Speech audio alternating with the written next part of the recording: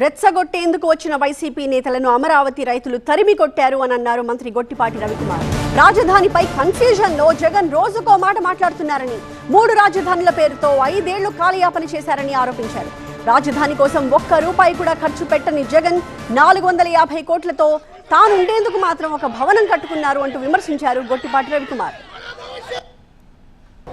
జగన్మోహన్ రెడ్డి ఉన్నాడు 30,000 ఎకరాలు తక్కువ అమరావతి రాజధానిలో అయితే మాకు కూడా ఒకే ఇష్టమేనని చెప్పి ఆ రోజు చెప్పాడు.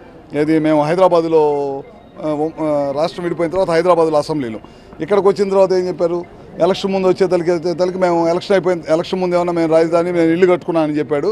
ఎలక్షన్ అయిపోయిన తర్వాత ఇక్కడ కాదు 3 రాజధానులు అని చెప్పాడు. మళ్ళీ మొన్న బుద్ధి చెప్పిన తర్వాత మళ్ళీ ఇప్పుడు ఏం చెప్తున్నాడు, 3 రాజధానులు కాదు 3 ప్రాంతాలను కలిపి మావిగేనాన్ని పెడతానని చెప్తున్నాడు. అంటే అతనికి ఒక నిలకడ మనస్తత్వం లేదు, అసలు ఏం కావాలి ఈ రాష్ట్రానికి అనే ఆలోచన లేదు అతనికి.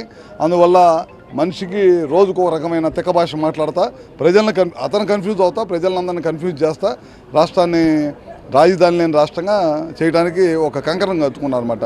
అందుకే నేను రాజధాని రైతులు ఎవరైతే పాడు చేయడానికి, ఎవరైతే అక్కడ ఉన్న వాళ్ళని రెచ్చగొట్టడానికి వెళ్ళారో వాళ్ళందరినీ కూడా తరిమి కొట్టడం జరిగింది. ఇలాంటి పద్ధతి మంచి పద్ధతి కాదు. ఇప్పుడు అన్ని రాష్ట్రాలకు ఒక రాజధాని ఉంది, ఒక దిక్కు మొక్కు ఉంది. మన రాష్ట్రానికి లేదు. ముందుకు వచ్చి కడతా ఉన్నారు, రైతులు ముందుకు వచ్చి పొలాలు ఇచ్చారు. అయినా సరే సిగ్గుశరం లేకుండా ఈ విధంగా ప్రవర్తించడం అనేది మంచి పద్ధతి కాదు.